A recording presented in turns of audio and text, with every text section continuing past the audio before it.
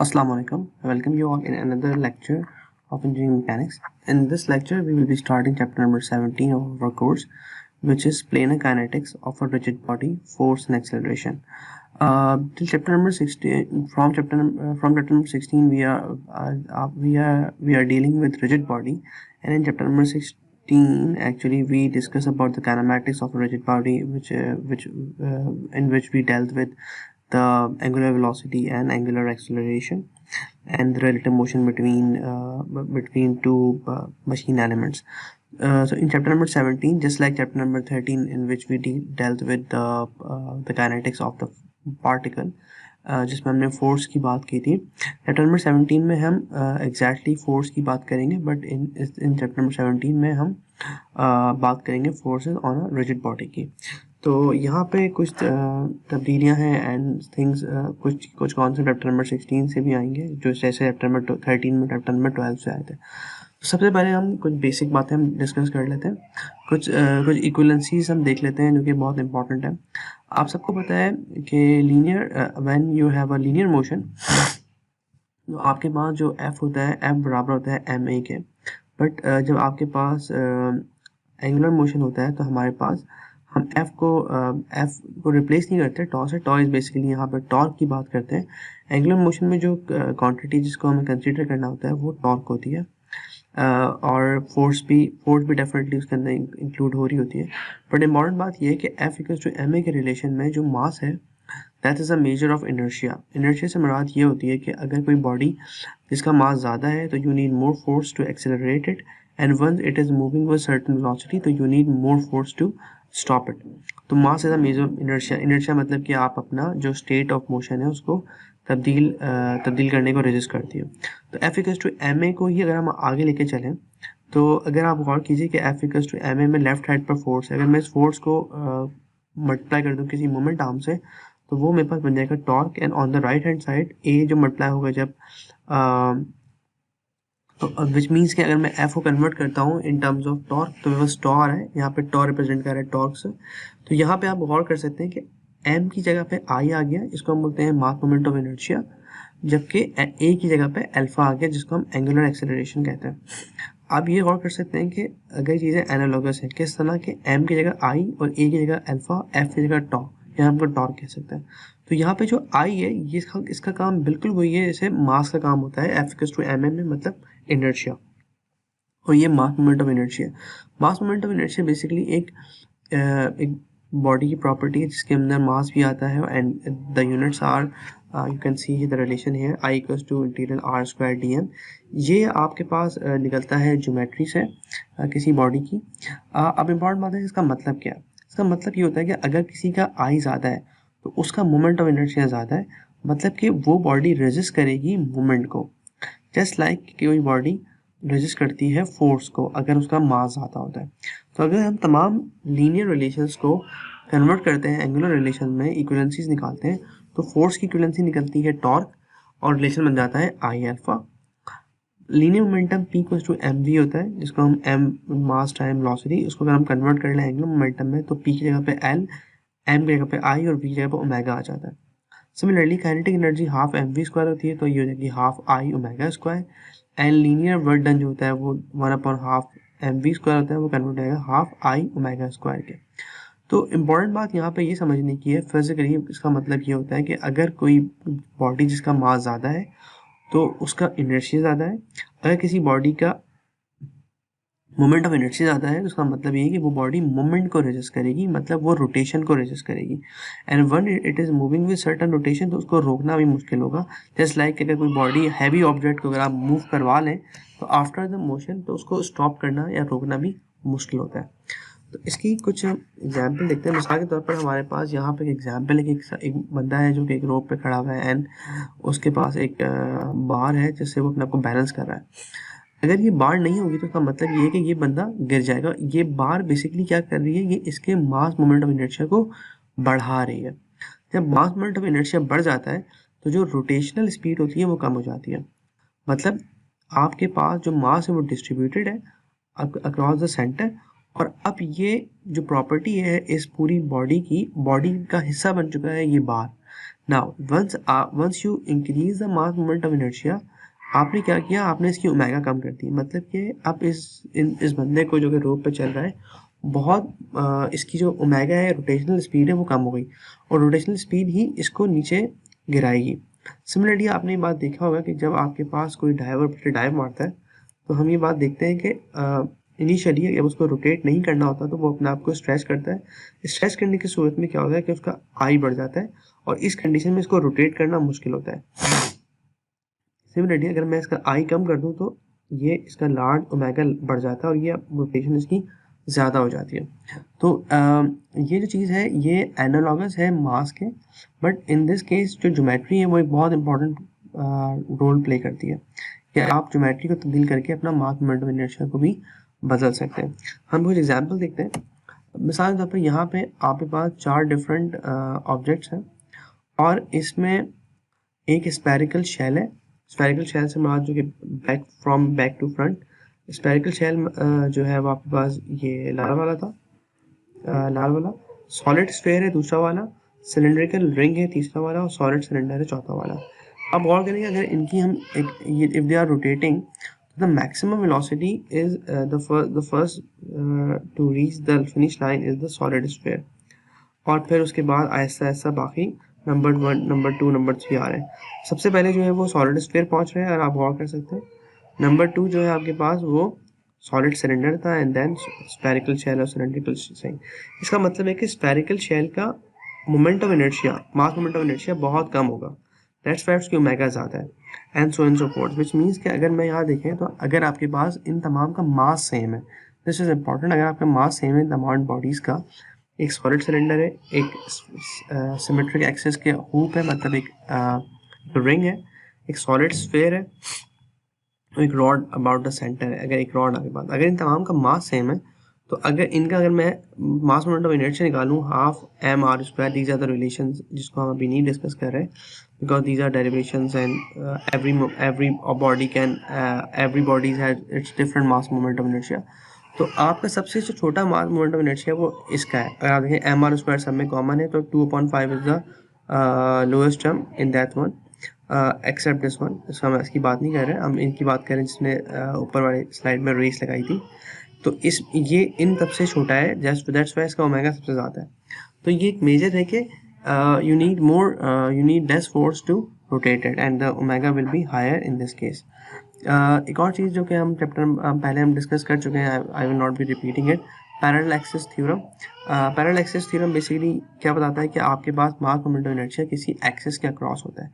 Usually हम मास moment of inertia को उसके ग्रेविटेशनल एक्सिस या सेंटर ऑफ मास की अक्रॉस निकालते हैं, बट अगर हमें किसी और एक्सिस का अक्रॉस निकालना पड़ेगा, कैसे निकाल सकते हैं कि अगर हमारे पास एक एक्सिस z है जो कि उसके सेंटरॉइड से पास हो रहा है, and we have an axis which is z axis, z dash axis which is d away from it, so the moment of mass moment of inertia around this different axis is basically iz, which is the body's and moment of inertia about the centroid, plus m, which is the mass of the body, d square is the different distance between the two axes. So ये जो iz है ये इस axis के cross है, और ये constant होता है, ये आपके पास हर बॉडी का डिफरेंट होता है, आपको ये गिवन होगा। सिमिलरली रेडियल जाइरेशन जो है उसको भी हम एक टर्म होती है जिसमें अगर हम ये चेक करना चाहते हैं कि मास कितना दूर है सेंटर ऑफ ग्रेविटी से, तो वो होता है आई जेड, मतलब moment of inertia about the centroidal axis divide by mass of the body of the whole under root. तो अगर आप गौर करें तो ये बेसिकली यही लिखा हुआ है जो यहाँ पर है, सिवाय इसके यहाँ पर डी की जगह पे आर जाइरेशन रिप्लेस कर दिया गया है। अच्छा, यहाँ पे कुछ रिलेशन हैं जिनको हम डिस्कस करेंगे जल्दी से। पहली बात हम ये करते हैं डिस्कस कि अगर कोई बॉडी मूव कर रही है तो उसकी जो उसका सेंट्रॉइड है या जहाँ पर उसका मास एक्ट कर रहा है उसको हम जी से रिप्रेजेंट करते हैं, and we have a point P, arbitrary point जिसको हम पी कह रहे हैं। अगर हम फोर्स की बात करते हैं, ट्रांसलेशनल फोर्स की बात करते हैं, तो जो आपके पास फोर्स अलॉन्ग एक्स एक्सिस है वो एम ए जी एक्स है, और वाई एक्सिस के along M A G Y. A G का मतलब है acceleration of the point which is at the centroid, और x and y are representing the x and y axis, whereas mg का मतलब ये है which is equals to I alpha ये exactly वही लिखा है जो ऊपर टॉ था, टॉ के वहाँ पे हम एम से रिप्रेजेंट कर रहे हैं, मतलब मोमेंट्स है। तो आई जी का मतलब है moment of mass moment of inertia of the body around the gravitational axis times alpha. अगर कोई बॉडी रेक्टिलिनियर है और वो कर्विलिनियर ट्रांसलेशन कर रही है, रेक्टिलिनियर मतलब कि स्ट्रेट लाइन में मूव कर रही है या फिर रोटेट नहीं कर रही बट कर्व में मूव कर रही है, तो उसका अल्फा 0 होगा। बॉडी की रोटेशन बहुत ज़रूरी है बिकॉज रोटेशन में ही ओमेगा आता है and then consequently you have an alpha. अगर the body is not rotating about the axis, so it is either translating linearly or it is translating in a curvilinear path. In that case आपके ये term 0 हो जाएगी। मैं इसको फिर repeat कर देता हूँ कि आपके पास फोर्सेज जो हैं वो बराबर होती हैं एम ए जी के। ए जी क्या है, ये वही एक्सेलरेशन जो हम चैप्टर नंबर 12, 13 और 12 में और उसके बाद हम पढ़ते आ रहे हैं कि सेंटर ऑफ द मास की एक्सेलरेशन। इसके दो कंपोनेंट हो सकते हैं, A G X and A G Y, and similarly the M G which is a moment about the gravitational axis is equal to I G alpha. I G जो है वो basically आपके पास यहाँ से निकलता है, जो कि आपके पास किसी बॉडी का आई जी होता है around the centroid axis. So hence अगर कोई बॉडी रोटेट कर रही है तो आपके पास उसका आई जी आप निकाल सकते हैं from the geometry and the mass, where as alpha जो है आपके पास रोटेशन से आ जाएगा। In that case M G equals to I G alpha हो गया। बट यूजुअली अगर आपके पास कोई बॉडी रोटेट नहीं कर रही, रेक्टिलिनियर मोशन है, तो इन that case this term will vanish. आगे देखते हैं, ये एग्जैक्टली वही बात है मैंने भी डिस्कस की। रेक्टिलिनियर ट्रांसलेशन में एम जी 0 होता है और कर्विलिनियर ट्रांसलेशन में भी एम जी 0 होता है। कर्विलिनियर ट्रांसलेशन में मुराद ये है कि बॉडी रोटेट नहीं कर रही बट एक कर्व के अंदर मूव कर रही है। एक और चीज़ जो इंपॉर्टेंट है कि वो ये है कि अगर हम किसी पॉइंट पी को, although we are not dealing with the derivation of this, अगर हम किसी एक बॉडी है जिसका centre of mass point G पर है और उस पॉइंट पी के अक्रॉस उसका मोमेंट निकालना चाहते हैं, तो बेसिकली वो रिलेशन वो इसके बराबर होता है रिलेशन के। यहाँ पे वाई बार रिप्रेजेंट कर रहा है उस पॉइंट पी से के रिस्पेक्ट से उस ग्रेविटेशनल एक्सिस का वाई डिस्टेंस जो वाई बार है, X bar representing the X distance from the point P till the gravitational axis. I G alpha exactly वही चीज़ है जो इस पॉइंट पी जी के रिस्पेक्ट से इस बॉडी का मोमेंट है। इस पूरी टर्म को हम कहते हैं काइनेटिक मोमेंट, के रिप्रेजेंट करते हैं अराउंड पॉइंट पी। इसको मैं फिर रिपीट कर देता हूँ कि वाई बार बराबर होता है किसी भी पॉइंट, किसी भी एक्स वाई, किसी भी आर्बिट्री पॉइंट के क्रॉस जो किसी बॉडी में रोटेशन हो रही है वो बराबर होती है। अगर आप गौर करें कि यहाँ पे एम ई जी रिप्रेजेंट कर रहा है फोर्स को, और विच मीन्स कि this body must be moving with certain acceleration and that acceleration is of the point G. उसका एक्स कंपोनेंट मल्टीप्लाई हम कर रहे हैं एम ए जी बराबर है फोर्स के, और हम मल्टीप्लाई कर रहे हैं वाई बार के साथ जो कि मोमेंट आर्म की तरह एक्ट कर रहा है from point P, and similarly this term is representing the same thing but along the other axes. But similarly, the body is not only moving, but it is rotating as well. So the rotation effect, which is represented by the alpha, is represented by the third term in this equation. तो body का rotate कर रही है तो उसकी acceleration की वजह से भी उसका मोमेंट होगा अराउंड, और उसकी रोटेशन की वजह से उसका मोमेंट ऑलरेडी एग्जिस्ट करता है। सो अगर रोटेट नहीं करी तो आपके पास ये थर्ड टर्म जो है वो 0 हो जाएगी। हम एक सवाल देखते हैं and this might clear some some concepts.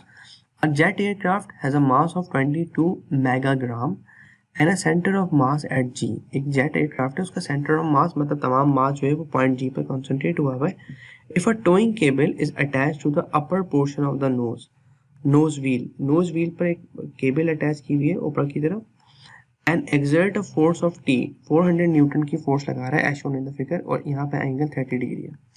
Determine the acceleration of the plane, जहाज की acceleration कितनी है, and the normal reactions on the nose wheel point A पे and each of the two wings wheel located at point B. Neglect the lifting force of the wings and the mass of the wheel. हम mass of the wheel को ignore कर देते हैं। तो यहाँ देखते हैं कि हमारे पास कितनी फोर्स है। पहली फोर्स जो है रिएक्शन फोर्स है N है, एक फोर्स जो उसका वेट है W जो उसके सेंटर ऑफ मास पर एक्ट करेगा नीचे की तरफ, और दो व्हील्स हैं पॉइंट B पे जो 2NB बन जाएगा। तो विच मीन्स कि अगर इस बॉडी को हम इस जहाज को हम टो कर रहे हैं तो this airplane is not rotating about its centroidal axis, जिसको ग्रेविटेशनल एक्सिस कहते हैं। That's why this term becomes 0, right. So we have only moment due to the forces, right.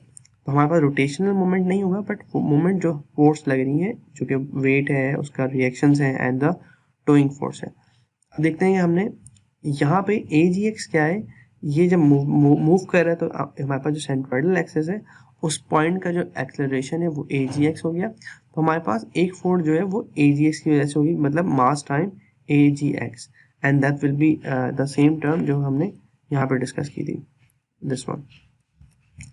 Now अब हम देखते हैं कि हम कैसे सवाल सॉल्व कर सकते हैं। अगर आप गौर करो, सबसे पहले हम समीशन करते हैं समीशन ऑफ FX का।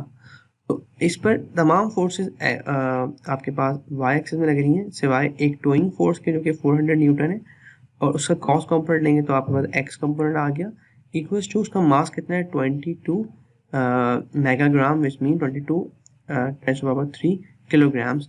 Ag जो है वो इस सेंट्रोइडल पॉइंट का एक्सेलरेशन हो गया। तो यहाँ से हमारे पास सिंपली क्या आ गया, आपके पास AG आ गया। Since it is moving in x direction, तो हमारे पास y डायरेक्शन में जो कोई एक्सेलरेशन नहीं है, तो जो एक्सेलरेशन ऑफ द प्लेन है वो AG और AGX बराबर हो जाएगा। अब बात करते हैं मोमेंट्स की। मोमेंट को अगर मैं पॉइंट A पे सम करता हूँ, मैं पॉइंट A पे सम क्यों कर रहा हूँ, बिकॉज पॉइंट A पे सम करने से मेरे पास जो अननोन है वो कैंसिल आउट हो जाता है। अगर मैं पॉइंट G पे सम करूंगा तो मेरे पास दो अननोन आएंगे, NA NB, but now I am summing the moment about point A। तो पॉइंट A पे सम करने से आपके पास फायदा क्या हो रहा है, आपको फायदा ये हो रहा है कि आपके पास एक टेंशन का, इस टोइंग फोर्स का एक कंपोनेंट जो अलोंग द व्हील है वो एक्ट नहीं करेगा, वो जीरो हो जाएगा, और NA खुद जीरो हो जाएगा, and then you will be left with one component of T along the x axis, one component of the weight and the 2NB. Now the summation is quite simple. तो आपके पास 400 cot 30 इसका x axis है, इसको मैं multiply कर रहा हूँ point A के रिस्पेक्ट से, तो ये 0.8 इसका है, and since it will be in the counter clockwise direction तो ये पॉजिटिव हो गया। सिमिलरली 2NB बेसिकली रिप्रेजेंट कर रहा है the reactions at point B, and it will also be in the counter clockwise direction with respect to point A। इसका distance point A से जो है वो 6 मीटर प्लस 3 मीटर्स है। Now you have weight is moving, is acting downward and it is making a clockwise motion। तो wait जो है वो कितना है, मास टाइम G टाइम 6 जो है आपके पास यहाँ पे डिस्टेंस है। इन तमाम वेट्स का, इन तमाम फोर्सेस का जो मोमेंट है वो बराबर किसके है, AGX जो आपका एक्सेलरेशन है बॉडी की, times mass, that will give you the force, kinetic force times the momentum. तो आप इन तमाम को अपने सम करके बराबर लिए किसके, MAX टाइम्स द मोमेंटम। तो M जो है वो ये है, A जो है आप पिछले स्टेप से निकाल चुके हैं, and 1.2 is basically the momentum of this force which is the driving force times the momentum जो कि 0.8 प्लस 0.4 यहाँ लिखा हुआ है। तो from this equation we got NB। Now we अगर हम इसी मोमेंट को अगर हम पॉइंट G पे सम करते हैं तो डेफिनेटली आपके पास NA और NB दो फोर्सेज आ जाती हैं और आपके पास दोनों अननोन होते हैं। That's why we sum the moment about a different point which is other than point G, ताकि हमारे पास एक अननोन कैंसिल आउट हो जाए। तो NB निकालने के बाद हम अब इस पूरी फिगर के ऊपर सिंपली समीशन ऑफ FI लगाते हैं इक्वल टू MAGY। अब MAGY जीरो है because the plane is not moving in the y direction but it is only moving in the x direction. तो NA पॉजिटिव ऊपर की तरफ, 2 टाइम्स द NB, दो wheels हैं, you have 2 wheels, and you have this mass which is the weight of the aeroplane which is acting downwards, and you have a towing force whose y component will be 400 sin 30 equals to 0. So from this relation you got this NA of the aeroplane. So this is a pretty simple numerical, and we will be having more numerical in the coming class. So I hope this numerical is clear to you. So thank you very much for listening. If you have any question, you can ask me in the live session.